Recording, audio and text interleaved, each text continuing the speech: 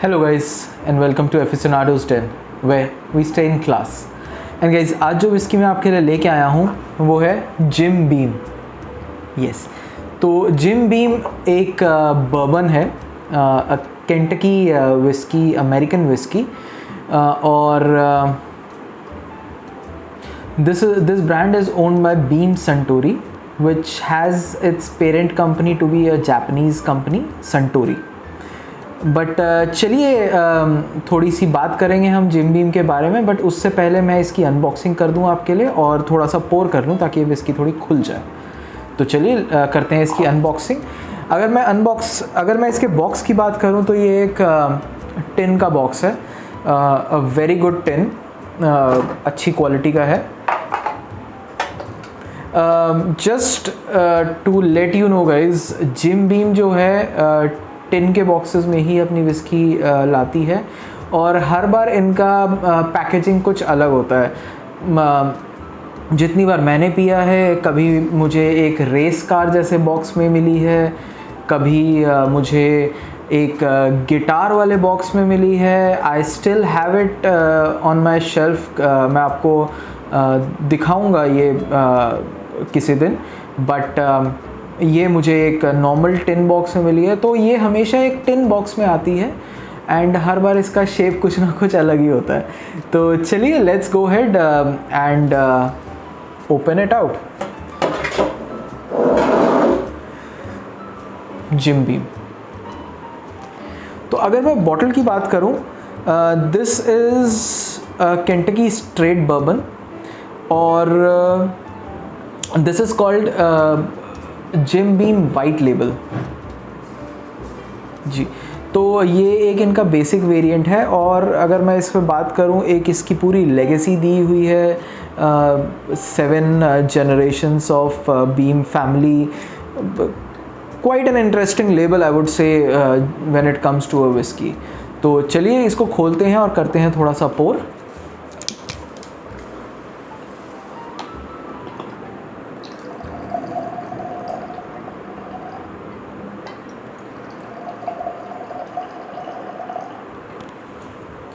चलिए हो गई है ये पोर. तो अब हम वेट करते हैं इसके खुलने का और तब तक करते हैं हम जिम बीम के बारे में थोड़ी सी बातचीत.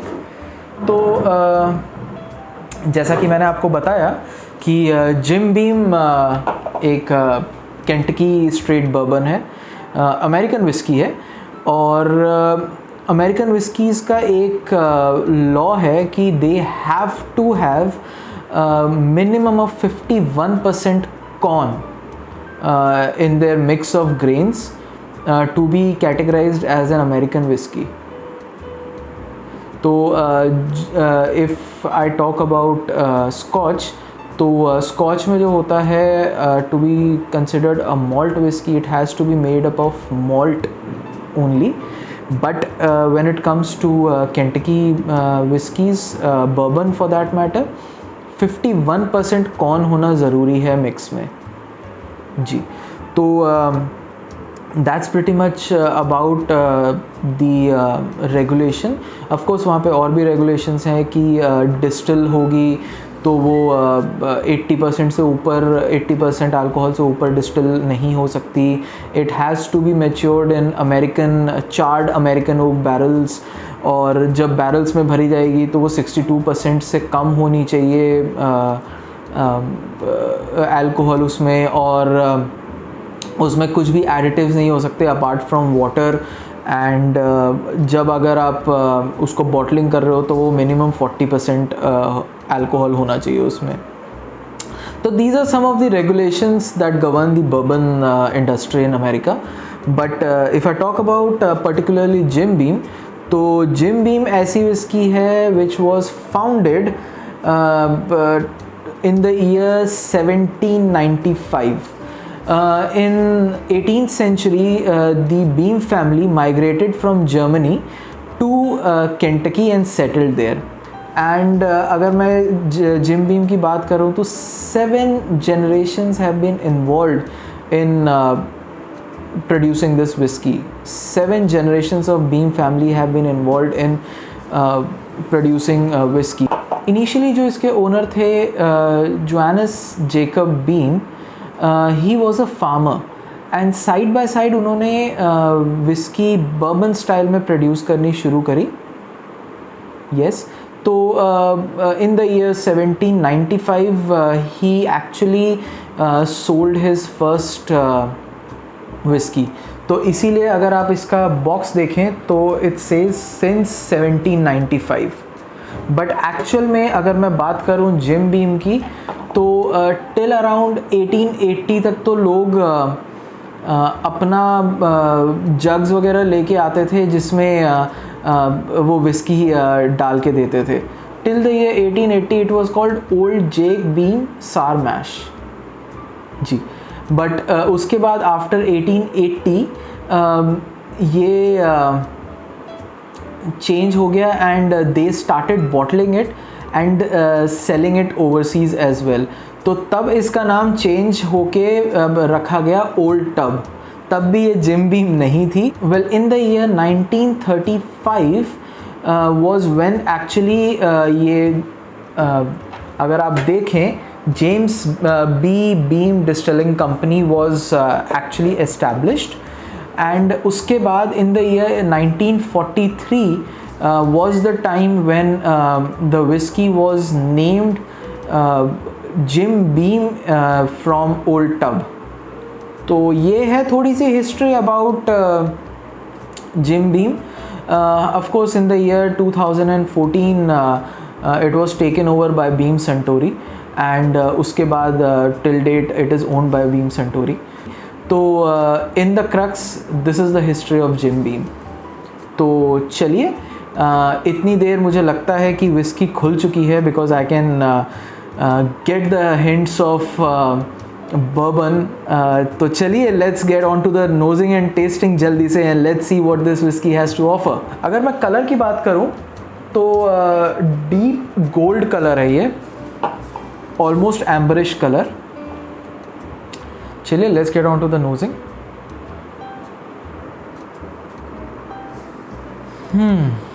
वाओ. अगर मैं बात करूं बर्बन की और स्कॉच की तो they are from two completely different worlds. अगर मैं बात करूं स्कॉच की, it is made up of malts. अगर मैं बात करूं बर्बन की, 51% इज कॉर्न. तो they are from completely different worlds. Scotch की अगर मैं बात करूं, they are matured in ex bourbon barrels, second fill barrels, ex wine barrels. But अगर मैं बर्बन की बात करूं तो they can only be matured in first fill American oak barrels. तो there is quite a lot of difference between bourbon and scotch. But yes, whiskey is a whiskey. There's no bad or good whiskey.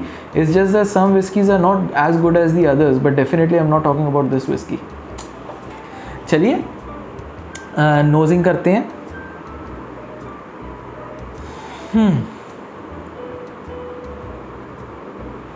So I get upfront notes of vanilla, strong notes of vanilla, woodiness, that fresh cut grass, fresh cut hay is what I can get in it. Beautiful. Quite a beautiful nose. I can definitely get aromas of pepper in it. It is peppery, so I'm assuming कि इस सार mash में definitely राय भी होगा, क्योंकि peppery notes जो होते हैं वो राय में से आते हैं. Very sweet, sweet aromas, more like honey, vanilla and honey mixed. Woodiness, definitely woodiness in it. Fresh wood, yes. Chलिए let's get on to the tasting and let's see what this whiskey has to offer on the palate.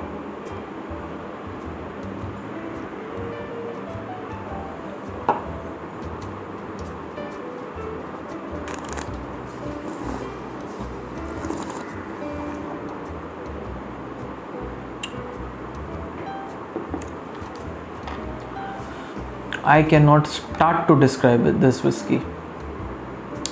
Sweet on the palate,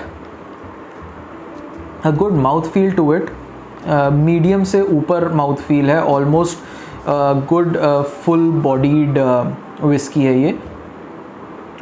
I can definitely get tastes of vanilla note बहुत prompt है, plus that fresh cut hay, grassy notes,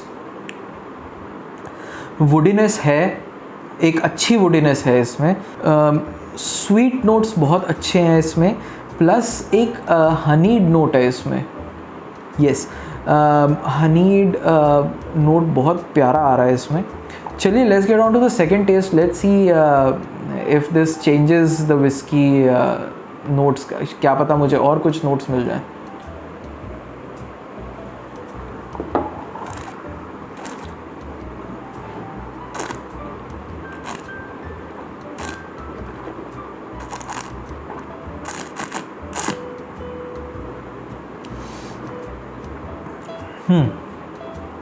Almost the same notes that I got in the first taste. हल्की सी back of the palette पे एक pepperiness आ रही है, which is quite prominent now. Yes, that's pretty much it. Let's add a dash of water into the whiskey and let's see in the comparative tasting कि क्या whiskey offer कर रही है. चलिए.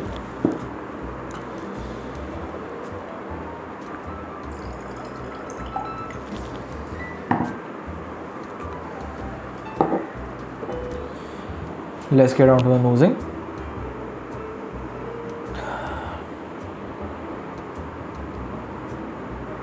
Nose is almost the same. वही vanilla notes हैं, वही fresh would के नोट्स हैं.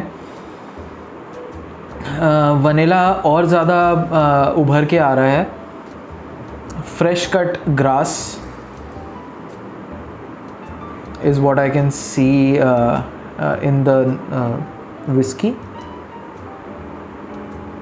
यस, वुडी नोट्स बढ़ गए हैं. एक वो हनीड नोट जो आ रहा था वो कम हो गया. चलिए टेस्ट करते हैं. Let's see what it has to offer on the palette.